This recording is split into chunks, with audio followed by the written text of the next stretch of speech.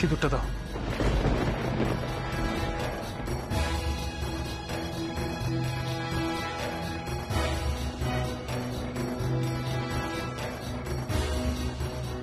দাদা তুমি? আচ্ছা আচ্ছা, এই নাও। অফিসার তাকাচ্ছে এদিকে। তাকাতে দাও, সেটা আমি ম্যানেজ করব। তুমি তাড়াতাড়ি সিঁদুর পরো। নাও দাদা, লেট করো না, ফাস্ট।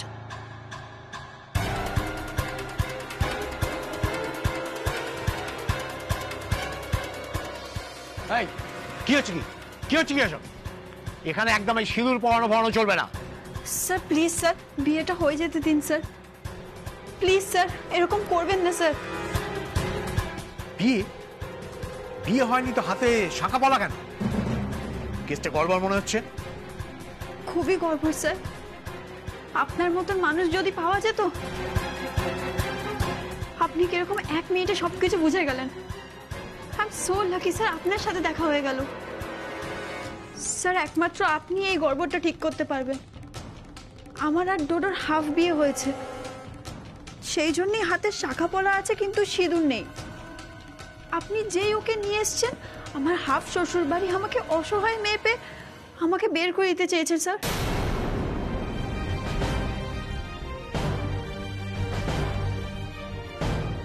সে কি? হ্যাঁ স্যার, আসলে ওর বাড়ি খুব পুরনোপন্থী। আসলে আমার পেটে ডোডোর সন্তান।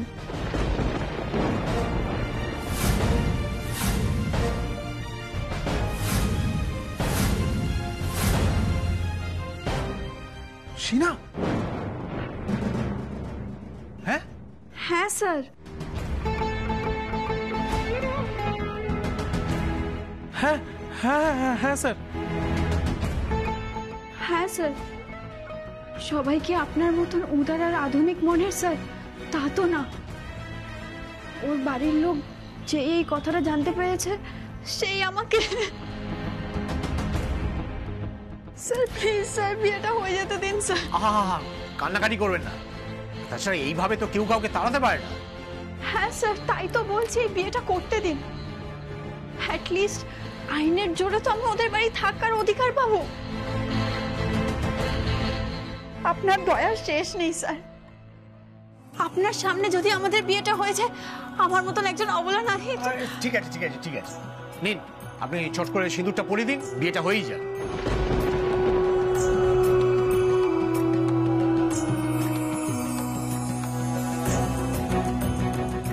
স্যার স্যার বলছি, এটা কি ঠিক হবে? আমি তো বলছি, তাছাড়া এইরকম একটা ঘটনা মেনে নেওয়া যায়? আপনি চট করে সিঁদুরটা পরিয়ে দিন। Thank you sir, thank you very much sir. এই না ডোডো।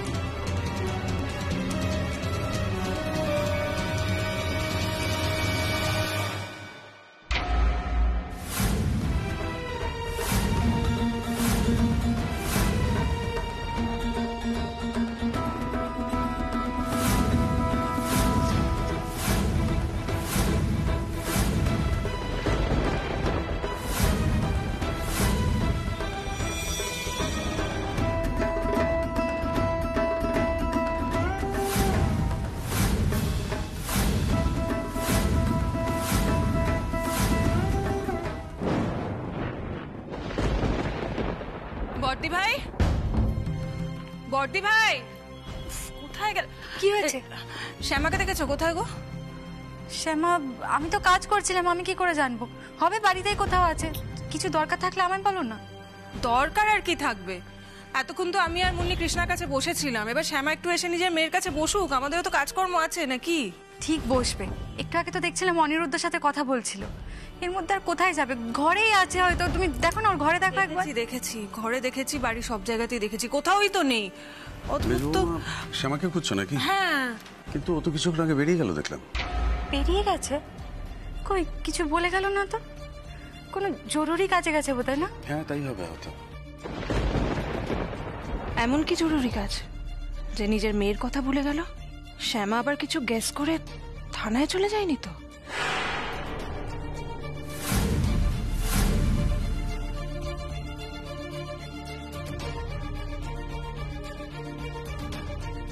বর্দি ভাই, শ্যামা কি থানায় গেছে নাকি? তোমার ছেলের সঙ্গে দেখা করতে থানায় চলে গেল, অথচ তুমি কিছু জানতে পারলে না?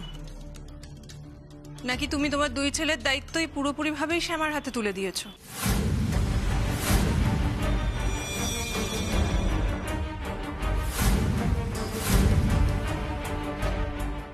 সত্যি মেজদি, তোমার মাথায় কিন্তু ভালোই বুদ্ধি খেলে, দেখে বেশ ভালোই লাগে।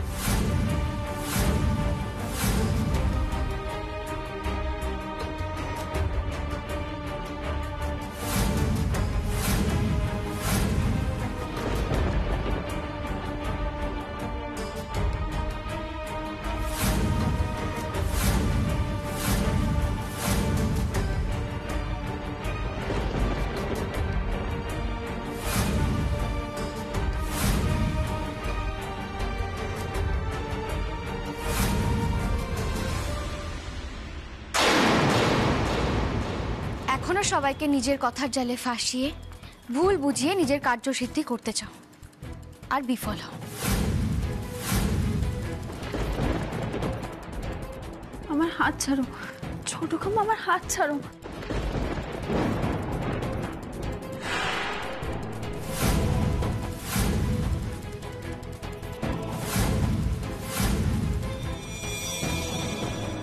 শ্যামা এসব কি? তুমি ওকে কোথা থেকে নিয়ে এলে? আর সিনা এরকম সেজেছে কেন? বলছি বর্দিদি, দিদি তুমি বলবে নাকি যে আমি কোথায় গিয়েছিলাম?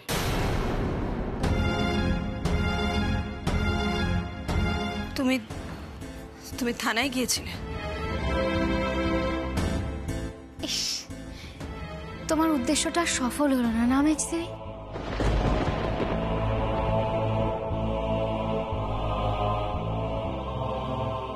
কি বলতে চাইছো তুমি? এই যে সিঞ্জিনি আমার ওপর প্রতিশোধ নেবে বলে ডোডোর সঙ্গে সম্পর্ক পাতিয়ে জোর করে কান্নাকাটি করে এই বাড়িতে ঢুকেছিল।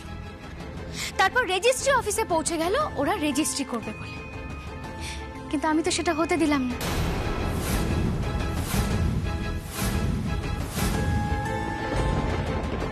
তাতান যে ডোডো সেজে আছে সেটা যে সিঞ্জিনি প্রথম থেকে জানতো এটা আমি জানি না, তবে পরে যখন জানতে পেরেছে তখন এই কথাগুলো কাউকে জানানোর প্রয়োজন মনে করে। তারপরেও যে ওর দেওর হওয়ার কথা তাকে বিয়ে করতে যেতে ওর একটু বাদলো না, সিঁদুর নিয়ে থানায় পৌঁছে গেল তাতানকে বিয়ে করতে। কি বলছো তুমি এসব? ও তাতানকে বিয়ে করতে গেছিল? আন্টি ও তাতান না, ও ডোডো। চুপ!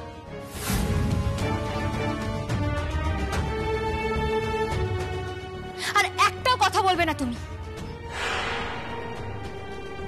মেজদি, এই বুদ্ধিটা সিঞ্জিনিকে নিশ্চয়ই তুমিই দিয়েছো। আর আমি জিজ্ঞাসা করছি কেন, এরকম বুদ্ধি তো তুমিই দিতে পারো। এইরকম একটা কাজ তুমি কি করে করলে বলো তো? এটা তুমি কি করে ভাবলে বলো তো? এই মেয়েটা থানায় গিয়ে তাতানের হাত দিয়ে যদি সিঁদুর পরে নেয় তাহলে ও এই বাড়ির বউ হয়ে যাবে।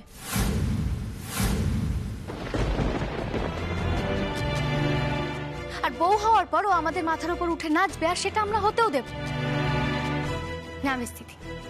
এটা আমরা কোনোদিনও হতে দেব না। আমাকে তো নাই, এমনকি বড়দিদিকেও কিন্তু তুমি দুর্বল ভেবো না। আমরা কোনো পরিস্থিতিতেই ওকে এই বাড়ির কেউ বলে মেনে নেব না মেজদিদি।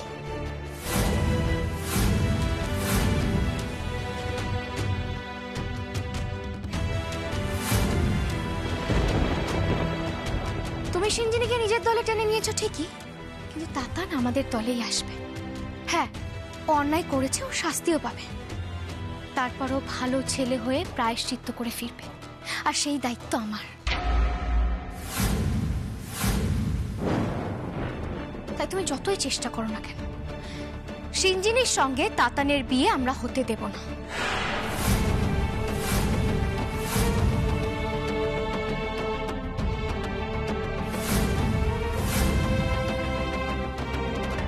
তুমি সবকিছু হতে দেওয়ার কে বলো তো? ডোডো যদি নিজে শিনাকে বিয়ে করতে চায়, তুমি পারবে আটকাতে ওকে?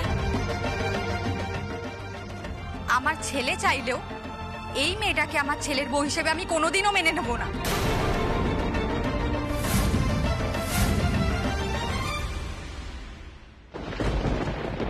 তোমার একটু লজ্জা করছে না মেজ দিদি? এই বিয়েটা দিয়ে দিলে তো তোমার সুবিধা হয়, সবার মধ্যে ঝগড়া লাগাতে পারবে, ঝামেলা বাঁধাতে পারবে। এই জন্যই বিয়ে দিতে চাইছো তো? কি উল্টোপাল্টা বলে যাচ্ছ তখন থেকে শ্যামা, যা খুশি তাই ব্লেম দিয়ে যাচ্ছ আমায়। ডোডো নিজে শিনাকে বিয়ে করতে চায়। ছি মেজ দিদি, ছি। এই বয়সে এসেও এইভাবে মিথ্যে কথা বলতে তোমার মুখে বাজছে না, তাই না? তুমি এখনো বলে যাচ্ছ যে ওটাই ডোডো। হ্যাঁ, এই মেয়েটা 3 বছর বিদেশে ডোডোর সঙ্গেই লিভ ইন করেছিল, কিন্তু এই দেশে আসার পর হঠাৎ করে তার ভাইয়ের সঙ্গে বিয়ে করতে ছুটছে। কারণ কি? কারণ ওর আসল উদ্দেশ্যটা তো আমরা সবাই জেনে গেছি। এখন যে করে হোক নিজেকে বাঁচাতে হবে, তাই না সিঞ্জিনি? আর সিঞ্জিনিকে এই সব বুদ্ধি নিশ্চয় তুমিই দিয়েছো। বাহ মেজ দিদি, বাহ, তুমি কিন্তু ভালো শিক্ষাই দিয়েছো জানো তো। তবে তোমার শিক্ষাটা কাজে লাগলো না।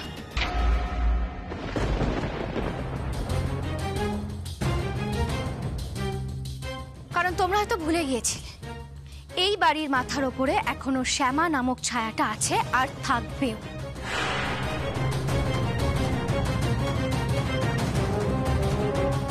আমার শ্বশুরমশাই আমাকে দায়িত্ব দিয়ে গেছিলেন এই পরিবারটাকে রক্ষা করার জন্য, আর সেই আদেশ আমি অক্ষরে অক্ষরে পালন করব।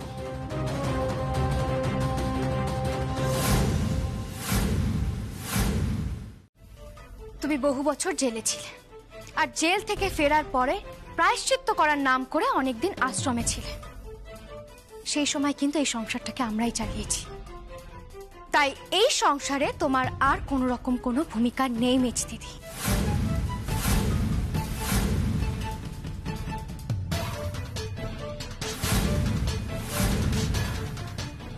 তুমি চাইলেও এই সংসারের কন্ট্রোল আর কোনোদিনও নিজের হাতে আনতে পারবে না, কারণ এই সংসারের মানুষগুলো তোমার সিদ্ধান্ত আর কোনোদিনও মেনে নেবে না।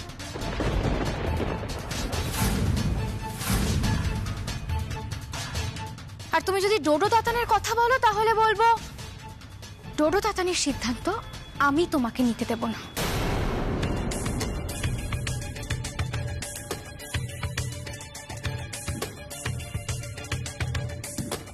বড়দিদি আছে, বড়দাদা আছে, ওনারা সব দায়িত্ব নেবেন, সব সিদ্ধান্ত দরকার পড়লে আমি নেব।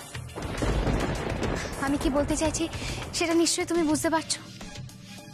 তাই বলি কি মেজ দিদি, তুমি এক কাজ করো, তুমি এখন ভাবো আর তোমার উকিলের সঙ্গে পরামর্শ করো কিভাবে তোমার মিথ্যেটাকে সত্যি বানাবে। মানে জেলে বসে থাকা তাতানকে তুমি কিভাবে টোটো প্রমাণ করবে।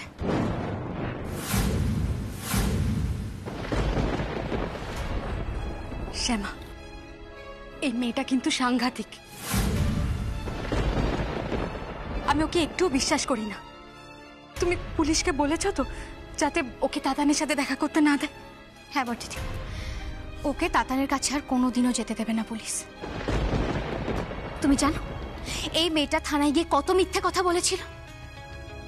তারপর আমি ওনাদেরকে সবটা বুঝিয়ে বলার পর ওনারা বুঝতে পেরেছে ও ঠিক কতটা খারাপ মেয়ে।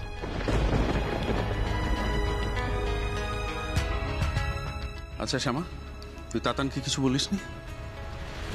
আমি তো ভেবে অবাক হচ্ছি, ও এই অবস্থায় বিয়ে করতে থানা অবধি চলে গেল। না আমি সমস্যা তাতারকে কিছু বলিনি, কারণ এই মেয়েটাকে ওখান থেকে সরানোটা জরুরি ছিল। তবে আমি বিকালে যাবো, তাতারের সঙ্গে আলাদা করে কথা বলবো। আমাকে তো এটা জানতে হবে এই সিঞ্জিনি এমন কি বুঝিয়েছিল যার জন্য আমাদের তাতান ওকে বিয়েটা করতে রাজি হয়ে গেছিল। সাকিব বদিদি একটা কাজ করবে গো। হ্যাঁ বলো। বলছি বিজলিকে একটু বলে দেবে ও যেন সিঞ্জিনির যত জিনিসপত্র আছে সব প্যাক করে ফেলে।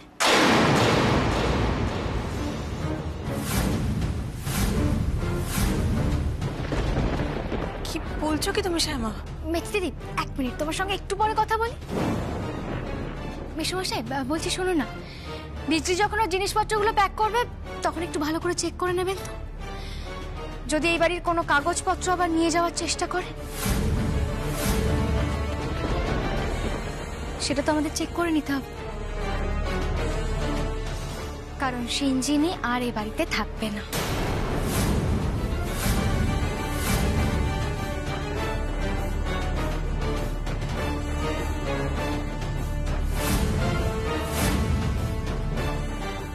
মানে এই আবার কেমন ব্যবহার শ্যামা? একজন গেস্টকে তুমি এভাবে বাড়ি থেকে তাড়িয়ে দিতে পারো না। ভুলে যেও না সিনার সঙ্গে আমাদের বাড়ির ছেলের সম্পর্ক রয়েছে। সে ছেলেটা এখন জেল খাটছে বলে মেয়েটাকে তোমরা এভাবে... দাঁড়া, ওর যার সঙ্গে সম্পর্ক সে কিন্তু জেল খাটছে না, তাকে আমি সাবধানে সুরক্ষিত জায়গায় রেখে দিয়েছি, কারণ ডোডোর সঙ্গে আমি আর খারাপ হতে দেব না। তাই বলছি কি, দেখো আমি না চাইলে তার নাগাল কিন্তু তোমরা পাবে না। যাও না তোমরা কোর্টে যাও, কোর্টে গিয়ে এটা প্রমাণ করো যে যে জেলে আছে সেই ডোডো। দেখো পারো কিনা, তারপর না হয় কথা হবে।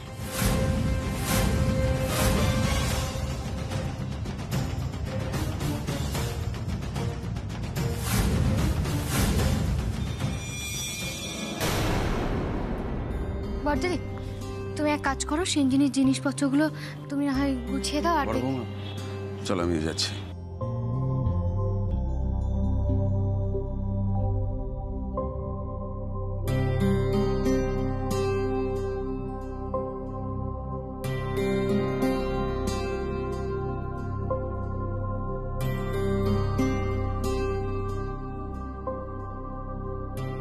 শ্যামা এই যে ওর জিনিসপত্র।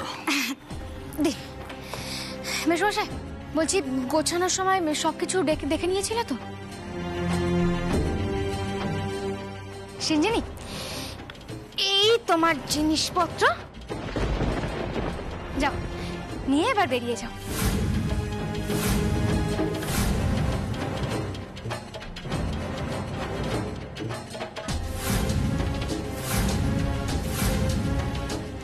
মেজকাম্মা কিছু করো, মেজকাম্মা প্লিজ কিছু করো। দেখো শ্যামা, তুমি এইভাবে একটা মেয়েকে বাড়ি থেকে বের করে দিতে পারো না। আর ভুলে যেও না যে আমার এখনো এই বাড়িতে কিছু অধিকার আছে, তোমার কথায় সেটা নষ্ট হতে পারে না। না হয় না তো মেজ দিদি, এখনো তোমার কিছুটা অধিকার এই বাড়ির ওপর আছে, কিন্তু কারোর কোনো ব্যাপারে সিদ্ধান্ত নেওয়ার অধিকার তোমার আর নেই।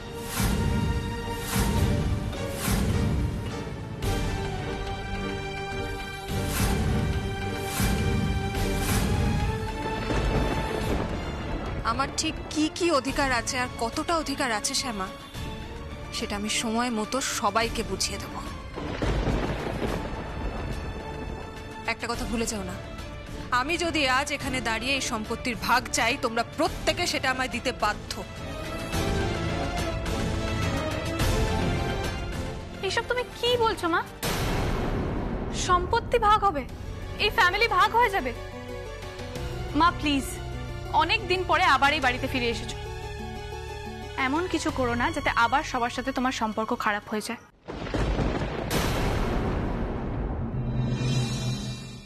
মুন্নি,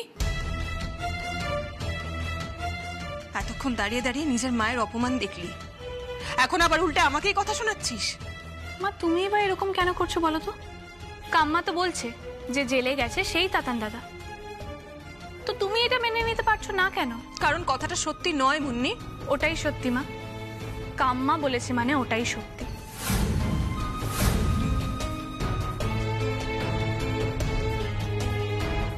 প্রথমে আমারও কনফিউশন হয়েছিল, কিন্তু এখন আমি বিশ্বাস করি ওই তাতান দাদা। মা তুমি অনেকদিন আমাদের সঙ্গে থাকোনি, সবাইকে ভালোভাবে মনে রাখা তোমার পক্ষে পসিবল না। ভুলটা কোথাও তোমারই হচ্ছে মা। হচ্ছে? ভুল আমারই হচ্ছে। ভুল আমি বলছি তাই আমি চুপ করে থাকবো। ভুল সিনা করেছে তাই ওকে বাড়ি থেকে বের করে দিতে হবে। আর ঠিক কে বলছে আর ঠিক কে করছে মুন্নি? একমাত্র তোর ছোট কাম্মা?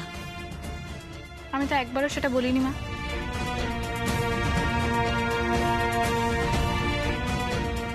দিদিভাই তুমি সব কি বলছো? মা তো কোনো ভুল কথা বলেনি। কৃষ্ণা, আগে আমার পুরো কথাটা শুনে নে, তারপরে কথা বল। আমি তো একবারও বলিনি কাম্মার কথা শুনে চলতে হবে। ইনফ্যাক্ট এমন একটা সময়ও গেছে যখন কাম্মাকে সবচেয়ে বেশি অমান্য কিন্তু আমিই করেছি, কিন্তু আলটিমেটলি দেখেছি কাম্মা যেটা বলেছে সেটাই ঠিক।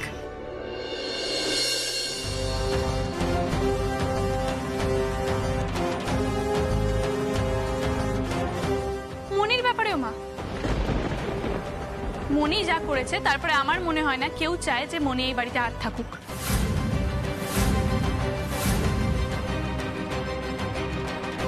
মনিকে অনেক ভালোবাসা দিয়েছি, সিনা বলে না ডেকে আদর করে মনি বলে ডেকেছি, কিন্তু মনির মনে আমাদের জন্য কোনোদিনই কোনো ভালোবাসা ছিল না, সেটা আমি আজ বুঝে গেছি।